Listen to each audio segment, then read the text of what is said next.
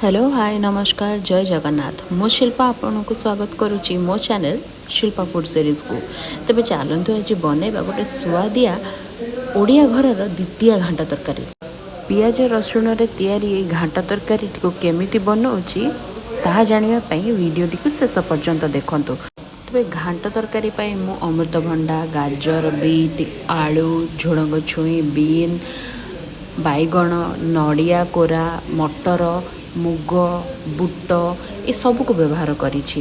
तेबे एहा सह मु पियाज रसुण गोटे पियाज रसुण अदार गोटे पेस्ट मध्य तैयारी करिछि। तेबे प्रथमे आमे गोटे प्रेशर कुकर रे तेल को भल भाबे गरम करदबा। तेल भल भाबे गरम हैला परे सेथिरे दुईटी तेजपत्र आमे पके ताकू टिके भाजी नेबा जहा द्वारा को भल स्वाद आमको मिली थाए एवं से भाजी हैला परे आमे जो बट्टा प्रस्तुत करिथिबा अदा पियाज रसुण ताकू आमे सेही तेल रे पके देबा।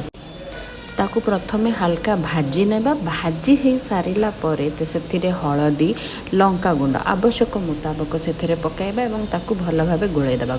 गोळैकी ताकू 10 मिनिट भल भाबे कसिबा। कसी सारिला परे सेथिरे मु गोटे टमाटो नेइछि। गोटे टमाटो को मु फाळ फाळ करी काटि देछि एवं सेथिरे मु 2 चम्मच करी पाउडर बा करी मसला मु सेथिरे व्यवहार करिछि। आपण चाहिले सेटा को व्यवहार न भी करि परिबे किंतु आपण पकेले आपण को टिके अधिक स्वादिष्ट लागिबो घांटा तरकारीटा।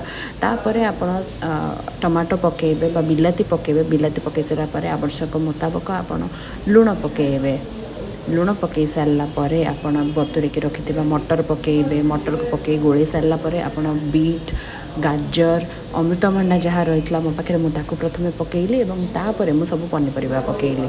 सब पनीपरिया पकई सारा परे मु बुट मुग जहाँ को बतुरेकी रखी ताकू मध्य पकईची एवं सबको भल भाव मु गोळै नहीं। गोळै नहीं सारा परे सभा शेष मु बैगण को काटिकी ता धीरे पकईची एवं बैगण पकई सारिबार 2 ରୁ 3 मिनिट पर्यंत मु प्रेशर कुकर मुह बंद करिछि। मुह को आमे पूरा पूरी बंद करबानी केवल ढांकुणी देकी घोड़ेकी रखिला टाइप रा आमे घोड़ेकी रखिबा। तापरे आमे पानी किछि पात्र रे गरम करबा एवं पानी गरम नख उषुम गरम जहाँ को आमे कहू से नख उषुम पानी को आमे से प्रेशर रे दे देबा बा सब मसला रे आमे दे देबा। देला परे आमे ताकू भल भाबे गोळै नबा।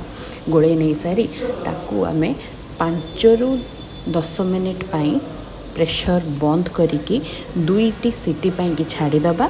2टी सीटी मारिला परे प्रेशर बांफ गला परे प्रेशर को खोली दबा एवं ताकू किछि समय पाई फुटेबा पाई छाड़ी दबा। तापरे आपण चाहिले आपण अधिक स्वाद पाई आपण एहा को बघारी मध्य पारंती।